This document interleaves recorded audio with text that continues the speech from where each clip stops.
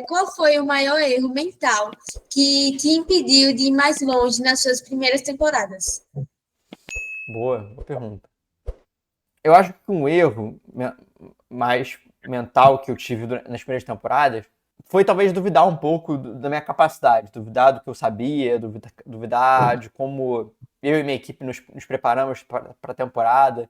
Então acho que esse foi um erro que eu tive no início, de ficar muito receoso se eu estava pronto, se o projeto estava pronto, se o robô estava pronto. E aí eu acabava muitas vezes focado nisso, nesse meu medo, nesses meus receios, e não ali na hora do robô, na hora do programação. Então, acho que no início eu deixava muito esses minhas inseguranças acabarem falando um pouco mais alto.